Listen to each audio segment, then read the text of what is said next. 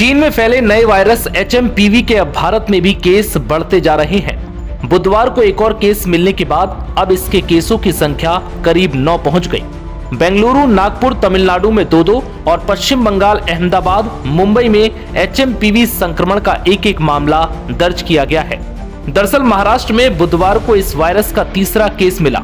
मुंबई के हीरानंदानी अस्पताल में 6 महीने की बच्ची संक्रमित मिली है। उसे 1 जनवरी को खांसी, सीने में जकड़न और ऑक्सीजन लेवल 84% तक गिरने की वजह से अस्पताल में भर्ती करना पड़ा था। हालांकि अब बच्ची ठीक है। मुंबई में इस वायरस का ये पहला मामला है। मंगलवार को नागपुर में 2 केस सामने आए थे। यहाँ 13 साल की लड़की और 7 साल का लड़का संक्रमित मिला था। हालांकि इन्हें अस्पताल में भर्ती नहीं करना पड़ा। इलाज के बाद उनकी स्थिति कंट्रोल में है।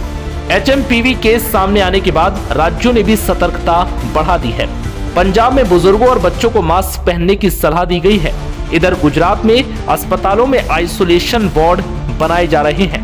हरियाणा में भी स्वास्थ्य विभाग को HMPV केसेस पर निगरानी रखने के आदेश दिए गए हैं। HMPV संक्रमित होने पर मरीजों में सर्दी और कोविड-19 जैसे लक्षण दिखाई देते हैं। इसका सबसे ज्यादा असर छोटे बच्चों पर पड़ता है। इनमें 2 साल के कम उम्र के बच्चे सबसे ज्यादा प्रभावित हैं। केंद्र ने राज्यों को इन्फ्लुएंजा लाइक इलनेस और सीवर एक्यूट रेस्पिरेटरी इश्यूज जैसी सांस की बीमारियों की निगरानी बढ़ाने और HMPV के बारे में जागरूकता फैलाने की सलाह दी है। वहीं एक्सपर्ट्स का कहना है कि HMPV के लिए बहुत कम मामलों में ही अस्पताल में भर्ती होने की आवश्यकता है और उचित सावधानियों से इसके जोखिम को रोका जा सकता है।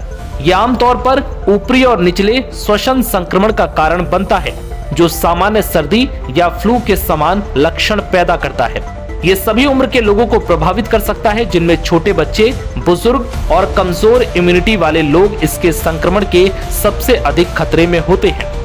CDC के अनुसार HMPV खांसने या छींकने से निकलने वाले ड्रॉपलेट्स, हाथ मिलाने, किसी को स्पर्श करने, नजदीकी संपर्क में आने, दूषित सतहों पर हाथ लगाने, मुंह, नाक या आंखों को छूने से फैलता है। खांसी और बहती हुई नाक, बुखार, गले में खराश, गले में जलन या कुछ मामलों में सांस लेने में कठिनाई ह्यूमन मेटान्यूमो वायरस के सामान्य लक्षण हैं। कुछ मामलों में संक्रमण ब्रोंकाइटिस, निमोनिया या अस्थमा के लक्षणों में भी तब्दील हो सकता है।